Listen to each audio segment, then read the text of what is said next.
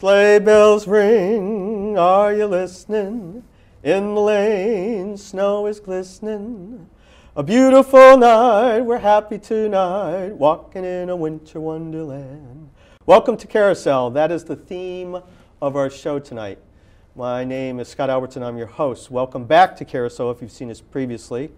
And this is our first annual debut Christmas show on Carousel. And we actually have the Berry Bear tonight, representing the animal kingdom for Christmas. So the guest I have with me today on Carousel is a young lady that I asked on to amplify that theme, and amplify with a double standard, so to speak, because once you hear her sing, then you'll understand what that little double entendre is. So thank you for joining us today, and thank you for being here with us, and welcome to Carousel, Maria Ottavia Clemente. Thank you, Scott. You're welcome. You're welcome. Grazie, Maria. Now, Maria is a vocalist and performer in New York City. She lives in Staten Island and survived Sandy, and that's a whole other story for another show. And she's been on Staten Island for a good portion of her life. And she recently did a show performance at Don't Tell Mamas down on West 46th Street in New York City on Restaurant Row on November 26th, and I was there for that. And point is she took about a 2-year hiatus from performing, and now she's getting, if you will, back on track again. So I wanted to get Maria on here to help her get the word out, and also we have a little conspiracy here, meaning Maria and I, for later on to the show. So thank you for being here. Thank you. Let's start a little bit about how you got started in music. I know you have strong family ties to music, so I come from a musical background. Right. Actually, both sides of my family, and my mother's father was a club singer in Manhattan and resided in the Catskill Mountains and was there for many years. And my mom was a ballroom dancer, and a lot of her her brothers and her nieces were all dancers. My sister as well. I have 2 left feet or right feet or whatever, so I couldn't dance, but I sing. And my father has no musical talent, but he was one of the Barber of the Year contestants in the To Tell the Truth. No kidding. November 1963, yes. With Tom Poston? Was that Tom Poston? I believe then? so, and Kitty Carlisle Hart was one of the judges. Yeah, that's pretty wild. So we're Talk trying about a to blast find from the that. past. Yeah, we're trying to find the clip for that. Okay. And so I come from a very creative family. My uncle, Johnny, he was a comedian. And he actually auditioned for To Tell the Truth. And they didn't want him, they wanted my father. My father was just like, hurry up, Johnny. Right.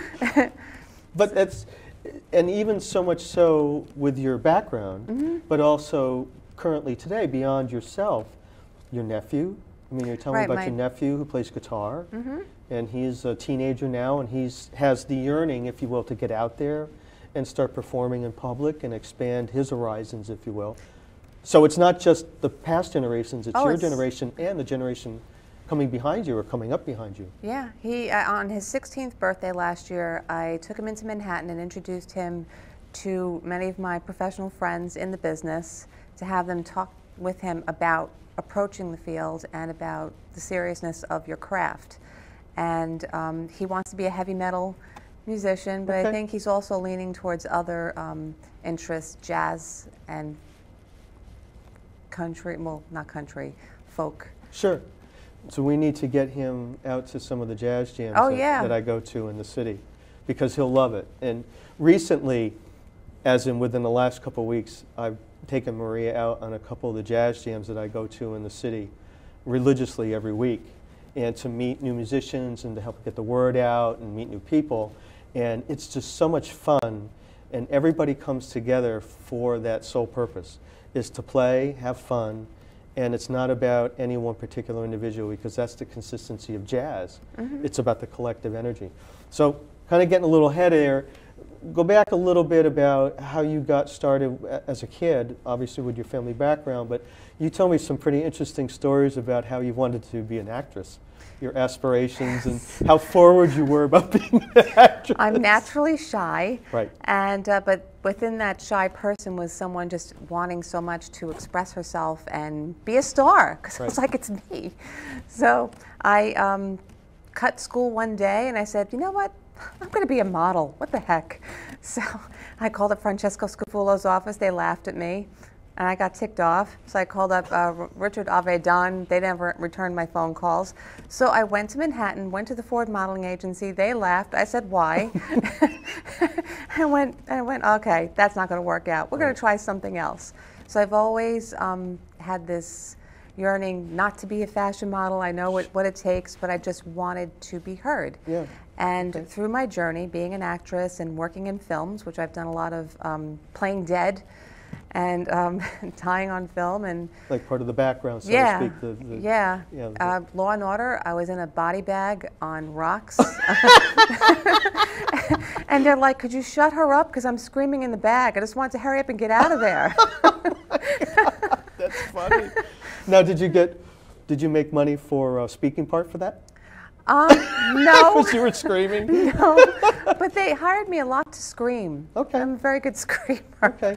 Now, a little bit about folks who don't know the business in that sense about being an actor, actress, is there's a differentiation. I've never done it, but it's been explained to me. There's a differentiation when you have a part and you're just part of the secondary unit, the kind of people in the background, the extras, I guess, if you will, is that you get paid X, which is a lot less than if you have a speaking part. Right. So if you actually have lines, as they call it, then you get You're more money upgraded. for doing that. Right. So that's why I was asking you if you got money, extra money for screaming. No. No. Okay. I just But said it was a lot of fun. Met Sure. a lot very interesting people. We did The Siege, I think it was, because I've worked on films when they had working titles, so I just never knew what the final title was. But I think this was The Siege. That was with Bruce Willis, right? Yes, Bruce Right. Willis and Denzel Washington? Yes. Right. And we were downtown Manhattan, and we had to, die. So they go, okay, the bus exploded, boom, and I just, of course, on my hams, I went, oh my God, and I threw myself on the floor, and they're like, God, dude, don't be so obvious. I'm like, how do we know how we're supposed to die? You just die, so that's how I die. Okay. So, Oh my God. Now, you started performing as a vocalist in the 80s, right? yeah, I was in my 20s. Right, and that was in some of the rooms that don't exist anymore in the city. The Village Gate, I Right. performed a lot there. They Right, which had, is still around. is it? I don't know if it's still active, but they used to have an open mic there a long time ago, Okay. a jazz open mic. So that's when I got started, and they picked me and a few other people, and we sang there every Monday night. And then I'm like, all right, I want to be a headliner. They're like, no, not yet. I'm like, come on, I've been here every Monday for like a month. Come Sure, on. Sure. So I did that, and I went to the Jewel Box, sang there as well. Green Street Cafe, Okay. did with my voice coach at the time, Hal Schaefer, who was a known jazz pianist. Okay. And then kind of worked my way to the cabaret world. And some of those places don't even exist anymore. Yeah, sad. Unfortunately, yeah, it is sad, but that's life. There's the constant of life is change. No question about that. And you took a couple of years off. I said that at the beginning of the program, introducing you. And your show now is called Chrysalis because Yes. it's about the transformation, I guess, of your life going from your earlier years to now more of a full adult stage. And that was November 26th. And then the next one that you have for the beginning of next year, for 2013, is February 17th. You're going to be at the Metropolitan Room. Yes. And Marie and I were talking a little bit about this off camera, is the fact that you have the spark, if you will. And I'm not going to say again, but because it's always changing. Right. Change is the constant. Right. But it more now is you're finding a different voice for yourself, and you're finding a different inspiration for what you're doing. So hence now you want to be out more. And in actuality, with our conversation, is we're leading kind of parallel lives because that's how I started. And I performed 3 years, once a month, for 3 years in Laurie Beachman. And it was a constant evolution of learning how to perform, learning how to be out there. And that's so to speak, what you're doing now, is that you want to kick it into another place. So now your mantra, if you will, for 2013 is you're going to be performing more. Yes, yes. I'm a cantor in the Roman Catholic Church. Right, on When I tell Staten people Island. I'm a cantor, they're like, an Italian Jewish cantor? But no, because the cantor in the Roman Catholic Church, they're a leader of song. I'm not a rabbi or anything like that. Right. And your job is not to be the center of attention. Everyone is supposed to work as one and Right. sing together and just Yes. celebrate. And I've been doing that since 9/11, and I sang at St. Patrick's Cathedral for a few 11 years. Yeah, it's 11 years. Good for you. Oh, I love it. I love it. I know you love it, and that's very evident when you're performing. Any part of your being when you're performing, and even doing something like this, it comes out. Even the innermost recesses of who you are, it has a tendency to, if you're truly open, it has a tendency to just be. And that's a beautiful part of being comfortable in your own skin. Well, Go ahead. music has always been a learning tool. Because as a child, learning was sometimes a little bit difficult. Sure. So to find my way in learning lessons that were probably so boring I wanted to just like take a nap, I would set these lessons to music because I wanted to get a straight A. I just wanted to get, you know, to pass the class. Sure. So that's what I would do. And music was my security blanket, I think, throughout my life. Sure. So I can't really imagine my life without it. Funny story about Maria and her travels of where you're going and where you are is you told me a very funny story. You don't have to tell me the whole story, but let's just condense it down because it's charming. That story about Betty Buckley, when you were studying with Betty Buckley, Oh, acting, yes. and how she made you put on the clothes Yes. and go into a class. Just go ahead, because it's really charming. Well, she told me, because I'm very shy, I'm shy by nature, very shy, and music helped me get out of myself and find who I was. Sure. So when I studied with her, she was tough, very tough, and she goes, Maria, you need to untense yourself. So I went, oh God, okay. So she wanted me to sing a song that I was taking off my clothes. So she wanted me to dress like a streetwalker in Manhattan, and that's when Manhattan was really, you know, streetwalkers were all over the Sure. place, and it wasn't a safe place to be. So she goes, I don't want you coming here and changing into these clothes and pretending, oh, I've been through it. No, I worked in the financial district downtown Manhattan. She wanted me to get dressed there and come all the way. I'm like, no. She goes, you will, and I know. I'll know if you didn't do it. So I went, and I was blushing. She goes, okay, I knew you did it. Right? She was tough. Yeah. She was But- tough, but it helped. But it helped, right? And it proved her point of what she was trying to impart with you. And she knew different ways through her training and through all of her myriad of experiences of acting and singing and everything else that she does, of different ways to how people interact with their personalities. And for you, because you were shy, that was the one way of doing it. Painfully shy. Painfully shy, but that was it's cute. It's a very cute story. Give me, or give us, I should say, a little bit of an idea of what you want to do for 2013 other than the February 17th show. Well, I just think I just want to keep performing and Right. just keep doing what I love. I'm very grateful for it, Okay. and just share music and perform anywhere that I can. Okay. I love singing in the church, so that's really it. And I have a CD I'm working on as well. So Right, and also a conversation again is you're on a different precipice now than you have been in the past. And that is you're now mixing it up with your confidence, and your experiences now are bringing you to this place where you're now feeling much more secure or maybe much more adventuresome about working with other musicians as opposed to just a certain person. And that truly is the growth pattern. well, 30 years of doing this. Yeah, if you're really willing to take that step and kind of just jump off the high board, it takes you to a place that you have no conceivable possibility to know where that's going. You get to a point, and I know you're at this place as well. Right.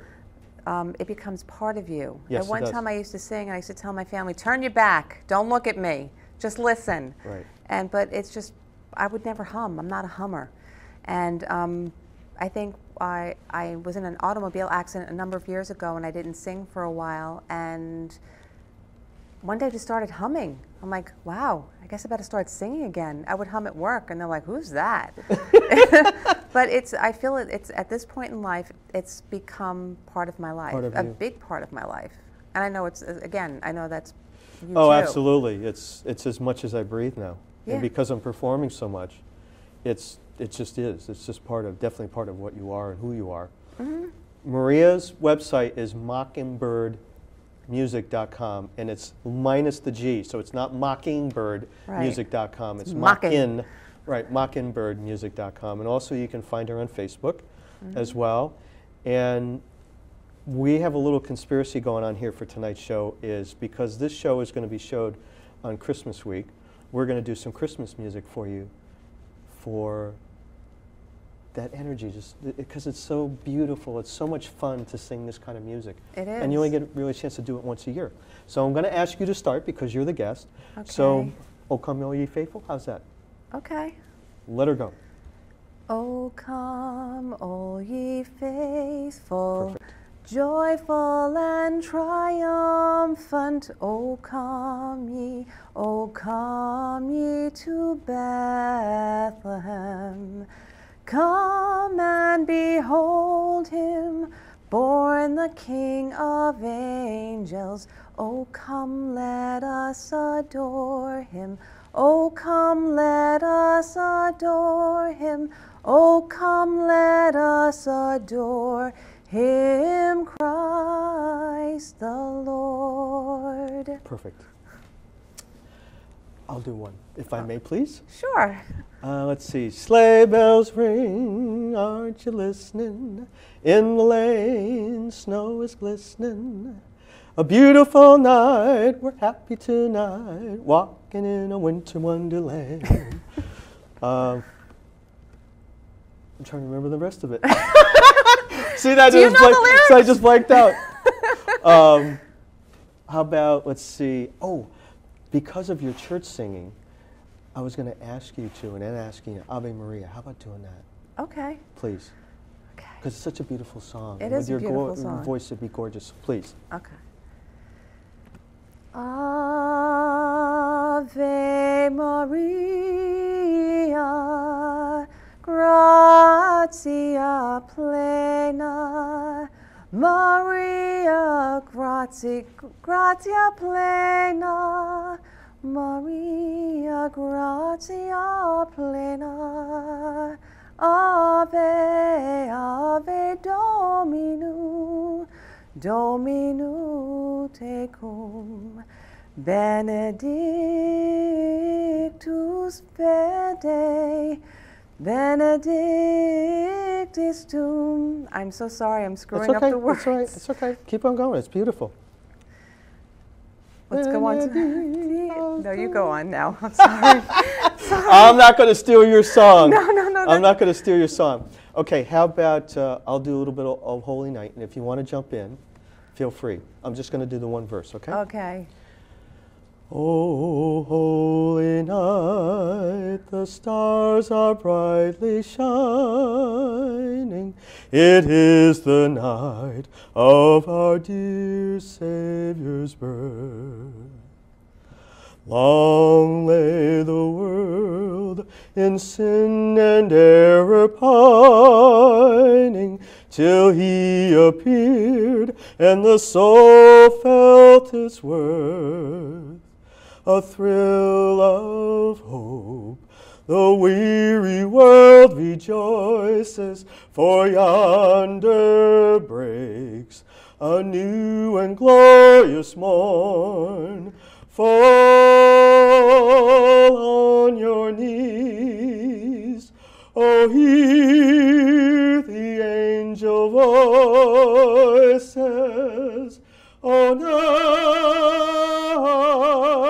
divine, oh, night when Christ was born, oh, night divine,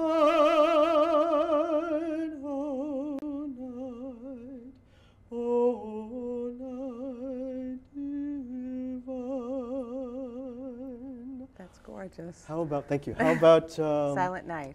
Nope, No? that's coming. How Oh, about okay. Hark the Herald Angels Sing? All right, sing it with me, because I'm, All right, I'm not going to throw it. You start, and then I'll come in with you. I'll do a little Okay. harmony. Okay. Please. Okay. Hark the herald angels sing, Glory to the newborn King. Peace on earth and mercy mild, God and sinners reconciled.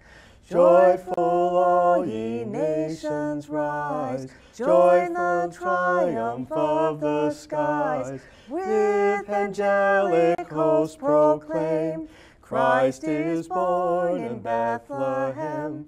Hark the herald angels sing, glory to the newborn King. That's a good one. I love that song. That's so pretty. I love Christmas music. Yeah, It's beautiful. I know. And plus you perform it so much in the church, I figured it was going to be a natural fit for you. This is one song, and if you know it, jump in, that I'm going to be performing on December 29th. It's the typical end of the year bash that I do at the Catano in New York City, and it's a big end of the year concert that we do. And this is a song that we do towards the end of it's 2 sets, that we do at the end of the night, because it's such a beautiful song. And it's reminiscent or representative of the culmination of a year. Wow. I'll be seeing you. With the verse, cathedral bells were tolling, and our hearts sang on. Was it the spell of Maria, or the April dawn? Who knows if we shall meet again?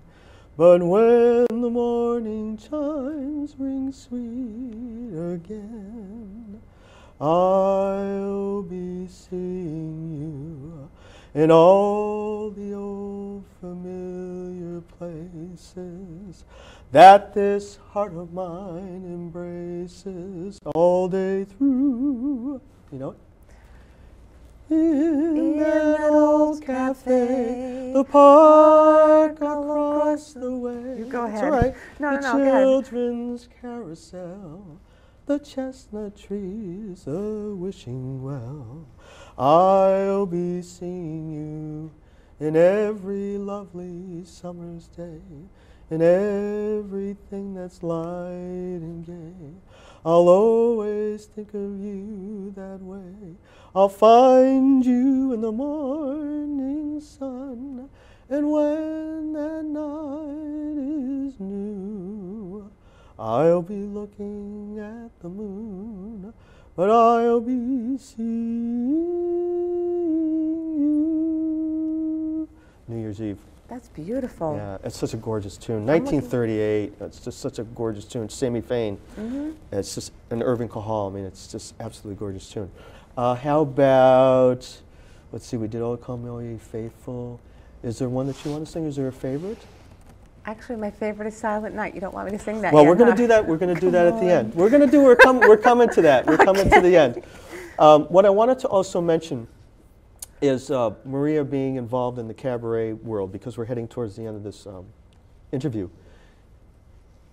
It's music, no matter what, whether it be jazz or whether it be cabaret or whether it be classical, whatever the case may be, it's still music. And some of the times there's this concept that it gets fractioned, where, well, I'm a jazz singer, or I'm a cabaret singer, or I'm this. And what's really hip about performing, whether it be New York City or whether it be Connecticut or Nebraska or wherever the case may be, is the constant is it's music. Oh, sure. And that's what you do, because I saw you on November 26th, for example, at Don't Tell Mama. And certainly that's the energy I purport to do when I perform, is you bring people together. That's the beautiful part about it, is when you're performing or when you're doing the church music, it's about the music and the performance of it. It's not about you. No, it's not about you, and it's about you bringing people. It's showing them the door to bring them into the music. And when people sing with you, that's even better. And that's even better, absolutely, because then you know that you're connecting. You know that you're, so to speak, on the same page.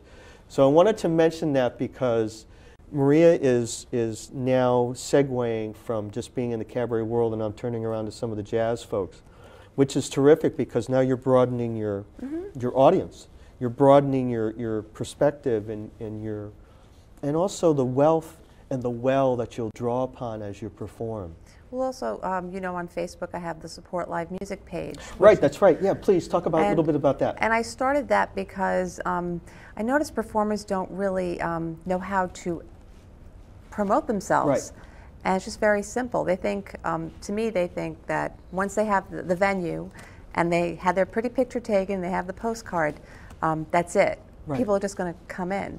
So I just thought, because I enjoy promoting people, whenever I hear someone's doing an event and it spans many music disciplines, I just post it and it goes on my on the Support Live Music page, on Facebook, Twitter, and other social networking places as well.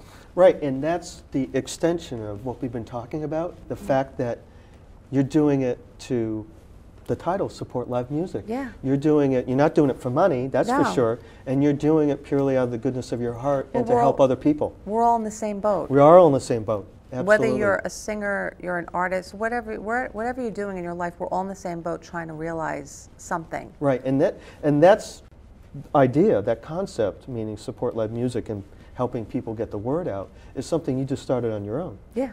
Yeah, you found that within yourself and you just, hey, this is a great idea, and you start Yeah. doing it, and now you do it regularly.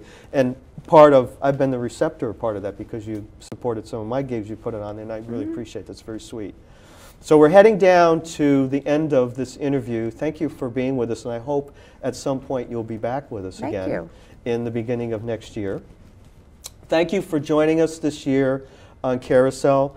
I've been on the last 6 months, and thank you for Jerry Laird for giving me the confidence and instilling the confidence for me to take over the chair, so to speak, and to work with Joyce Fishman, who's the co-producer, and also to Rick Tersani, who's the Cablevision liaison for public access, and certainly for Neil and Tina and Chris and Christine and Mr. Nick for their support, being the volunteer staff and the crew to make the show click. And also, Rich just had a Christmas party, end of the year, for all the public access. So that's thank you, Rich, nice. for having us here, and had a great smorgasbord of food. It was really wonderful. So it is that collective energy. It's not just music. It's outside of this, the way you live your life. So I'm going to ask Maria to start singing Silent Night, because that's how we're going to take the show out for tonight. And February 17th, Metropolitan Room, New York City, 4 o'clock, she's going to be there. And it'll be just piano vocal. Go onto her website, mockingbirdmusic.com, also Facebook, also Twitter, right? And also Support Live Music. Thank you again for joining us.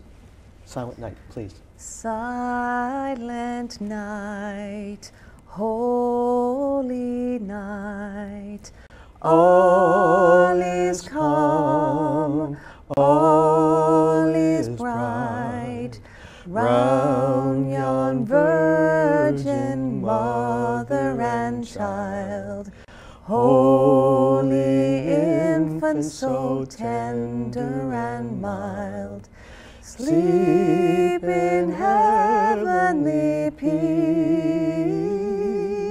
sleep in heavenly peace.